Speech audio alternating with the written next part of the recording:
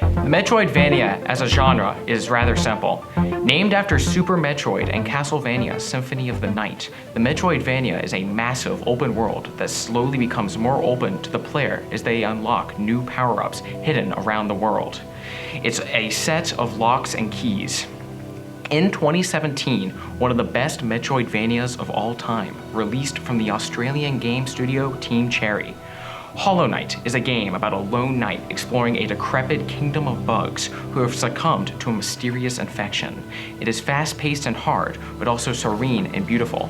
Most Metroidvanias usually fall short in a number of aspects.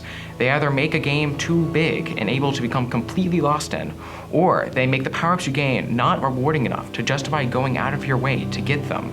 Hollow Knight manages to not fall into either of these pitfalls. Every area in the game has a distinctive look and gameplay trope. Take for instances the differences between the Crystal Peaks and the Royal Waterways. The former has you jumping on platforms that are falling out under you and dodging lasers emitted from dangerous crystals. The latter has you navigating a gigantic sprawl of sewers in the hopes of finding an exit while dodging parasites. Those are about 2 of the 15 distinct and fun environments. Also, every upgrade in Hollow Knight is incredibly useful and versatile. This makes them all worthwhile and fun pickups. I would definitely recommend Hollow Knight to anyone who wants a truly unique and challenging gameplay experience. With satisfying combat and stunning visuals, Hollow Knight is sure to enthrall any players. For only $15, it is definitely a must-buy. Have a great day, St. Paul's. A Hat in Time is an excellent platformer filled to the brim with character and addicting gameplay. The movement in the game works perfectly with the 3D world, and the environments get increasingly captivating as you progress through the game. And with the hat mechanic, there's always something for the player to work towards. This mechanic also rewards players for going back to previously completed levels. This works alongside badges. Badges gives the player even more options to move around, like grappling hooks or mopeds. The game knows its vibe and runs with it throughout all the worlds. Each world is comedic and cartoonish, and the DLCs, for once, add a lot to the game. And Seal the Deal's large cruise ship level, it's so entertaining to just run around such an absurd ship. And Nakuza Metro adds an interesting urban subway station for the player to navigate. Have a great day, St. Paul's.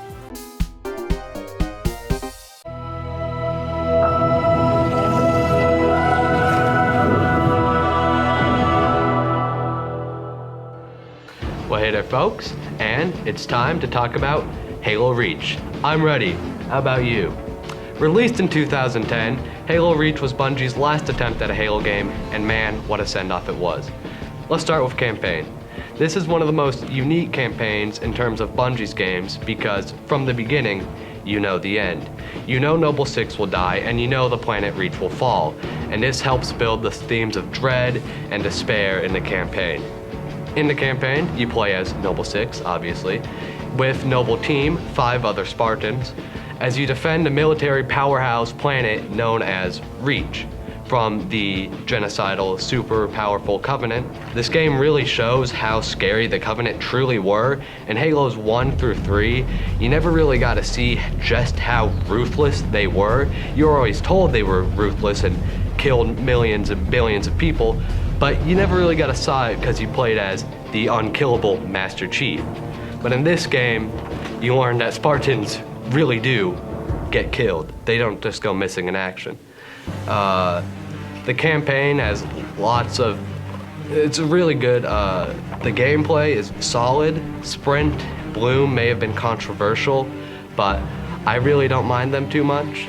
The missions don't last for too long. The only one that I didn't like that much was Long Night of Solace because the space mission, although a great idea, kind of fell flat.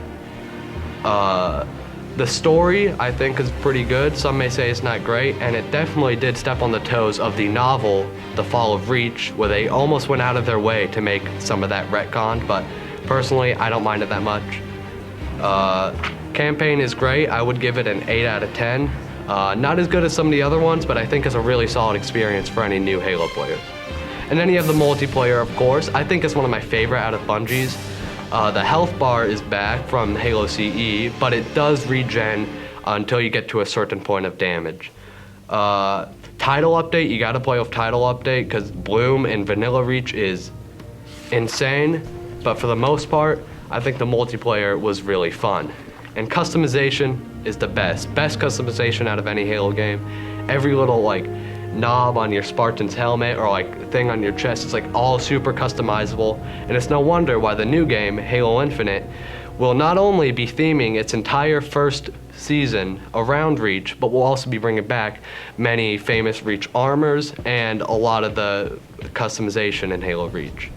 I think Halo Reach is a great game for anyone who wants to get into the Halo franchise, but are scared because it's definitely different from a lot of other multiplayer shooters or campaign shooters. Overall, I'd give the game a 9 out of 10. It's really good, and I think you should check it out.